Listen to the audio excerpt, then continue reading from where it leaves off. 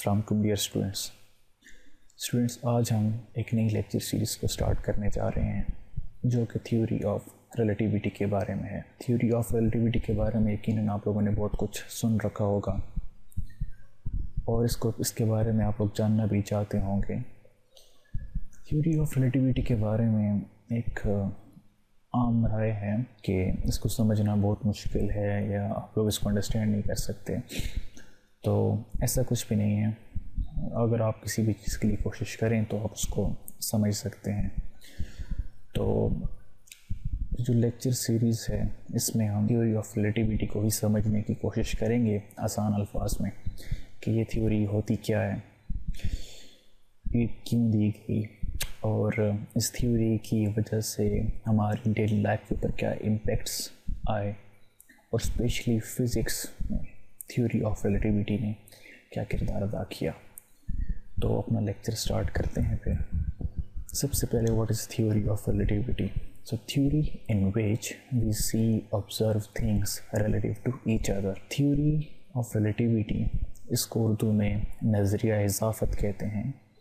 تو نظریہ اضافت یا تھیوری آف ریلیٹیوٹی وہ تھیوری ہے جس میں ہم کسی نظریہ اضافت یا تھیوری آف ریلیٹیوٹی، یہ وہ نظریہ ہے، وہ تھیوری ہے جس میں ہم کسی ایک چیز کو دیکھتے ہیں کسی دوسری چیز کے لحاظ سے۔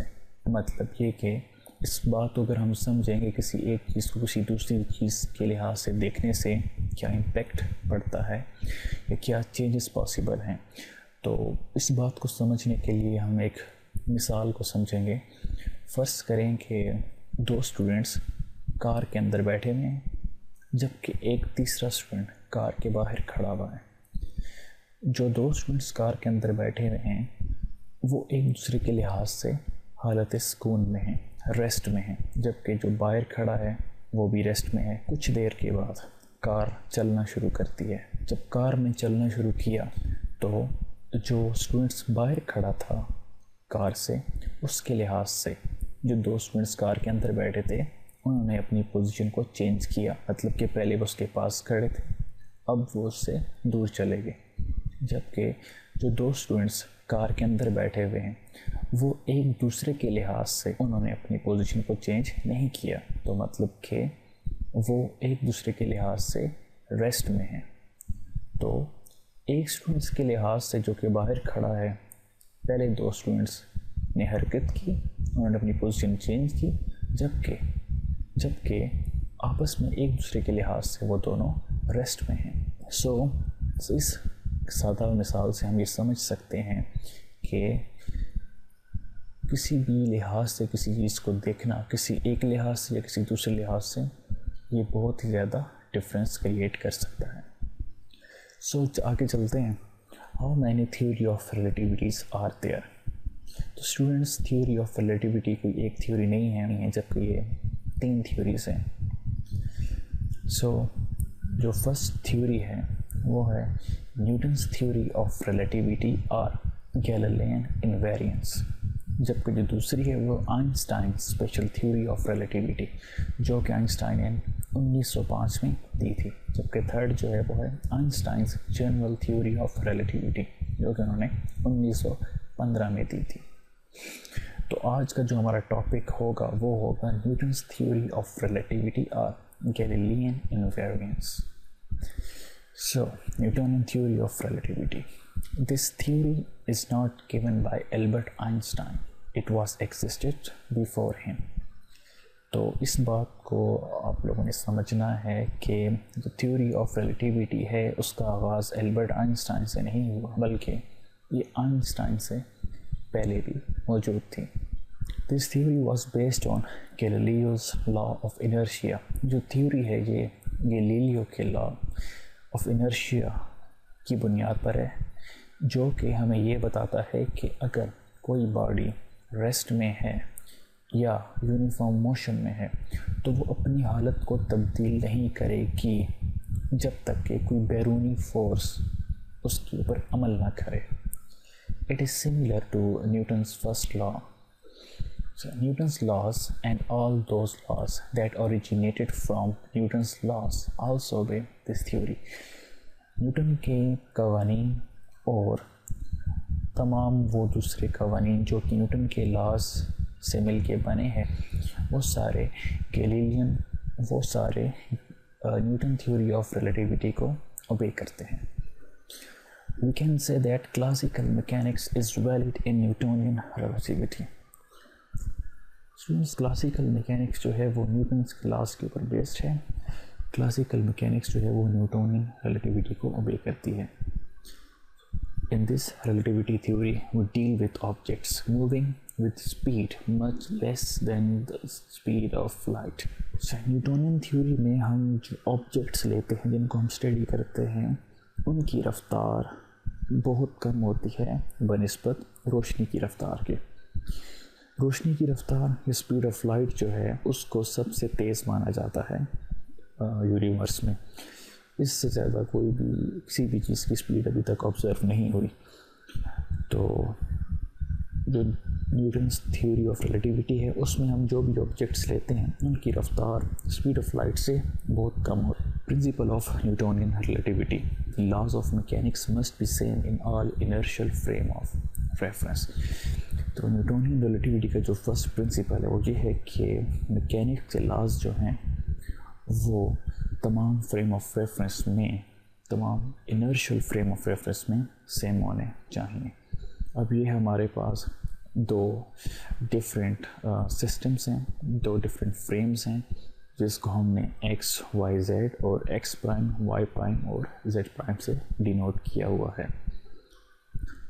Time T for all observers is a fundamental invariant the same for all inertial observers. Time جو ہے وہ تمام آبزرورس کے لیے انویریئنٹ ہے. مطلب کہ اگر آپ کسی پہلے والے فریم میں ہیں ایکس وائی زیڈ میں ہیں یا دوسرے frame X prime Y prime اور زیڈ پرائم میں ہیں تو وقت جو ہے وہ آپ کے لیے سیم ہی رہے گا، ٹائم چینج نہیں ہوگا. And this theory space is absolute for different observer, اور اسپیس جو ہے وہ ایبسولوٹ رہے گا مختلف آبزرورس کے لیے. This is referred to as the Newtonian principle of relativity or Galilean invariance. In this theory we study two cases. اس theory میں ہم دو کیسز کو اسٹڈی کریں گے. both frame of reference are stationary. یا تو یہ دونوں جو فریم آف ریفرنس ہیں ایکس وائی زیڈ اور X prime Y prime Z prime یہ دونوں اسٹیشنری ہوں گے، مطلب ساکن حالت میں ہوں گے، یہ حرکت نہیں کر رہے ہوں گے. یا جو ان کا دوسرا کیس ہم اسٹڈی کریں گے وہ ہے one frame is stationary while the other one is moving with uniform velocity with respect to first one.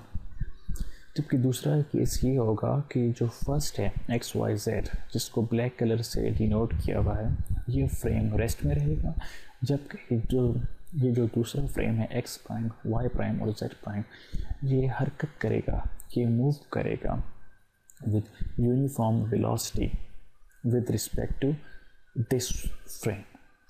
The clash with electromagnetism. Newtonian theory کا الیکٹرومیگنیٹزم کے ساتھ جو کلیش آیا تھا جس کی وجہ سے ہمیں بعد میں آگے چل کے نئی تھیوریز لانا پڑی، وہ کیا تھا اس کے بارے میں جانتے ہیں. Newton's laws reigned supreme in mechanics for more than 200 years. However, difficulties arose in the mid-19th century with studies of electromagnetism. Difficulties اس ٹائم آئیں in the mid of 19th century جب ہم نے electromagnetism کو ہم نے اپلائی کیا Newtonian relativity کے اوپر. All electrical and magnetic effects could be summarized nicely in Maxwell's laws. تو الیکٹریسٹی اور میگنیٹزم کے حوالے سے جو بھی افیکٹس تھے، جو پراپرٹیز تھیں، جو بھی فنومینا تھا اس کو میکسویلز کے لاز بہت اچھے طریقے سے ایکسپلین کر رہے تھے. So the problem was that unlike Newton's laws, these were not invariant under Galilean transformation. The principle of relativity didn't seem to be valid for electricity or magnetism. لیکن پرابلم یہ تھا کہ جو میکسویلز کے لاز تھے وہ نیوٹونین ریلیٹیوٹی یا گیلیلین transformation میں اس میں انویریئنٹ تھے. مطلب کہ وہ چینج ہو رہے تھے جبکہ ان کو چینج نہیں ہونا چاہیے تھا. Scientists thought that the Galilean transformation was correct and there was something wrong with Maxwell's equation because the concept of electromagnetism given by Maxwell was only 20 years old at that time. جو scientist تھے ان کا خیال یہی تھا کہ چونکہ جو گیلیلین transformation ہے, جو نیوٹونین ریلیٹیوٹی ہے, وہ تو 200 سال پرانی ہے, سو کافی اتھینٹک بھی ہے, جبکہ میکسویلس کی جو ایکویشنز ہے وہ صرف ان کو 20 سال کا عرصہ ہوا ہے, تو انہی میں کچھ مسٹیکس ہوں گی یا انہی کو ٹھیک کرنے کی ضرورت ہے. So Maxwell's laws predicted a constant speed of light independent of the speed of source, while speed of light is taken as varying quantity in Newtonian relativity. میکسویلس کے جو لا تھے اس میں روشنی کی رفتار کو کانسٹنٹ مانا گیا, جبکہ جو نیوٹونین ریلیٹیوٹی تھی اس کے مطابق جو اسپیڈ آف لائٹ ہے وہ ویریئنٹ ہے, ڈفرینٹ آبزرورس کے لیے وہ ڈفرینٹ فریم میں ویری کرتی ہے. کانسٹنٹ اسپیڈ آف لائٹ یہ وہ پوائنٹ تھا جدھر میکسویلس کے لاز کی وجہ سے جو نیوٹونین ریلیٹیوٹی تھی اس کے اوپر کویسچنز اٹھنا شروع ہوئے, اور کئی سائنٹسٹ نے اس کے سولوشن کے لیے کام کرنا شروع کیا, تو جس کی وجہ سے پھر فردر ریلیٹیوٹی تھیوریز آئیں. تو جو ہمارا نیکسٹ ٹاپک ہوگا اس میں ہم اسپیشل تھیوری آف ریلیٹیوٹی کو ڈسکس کریں گے.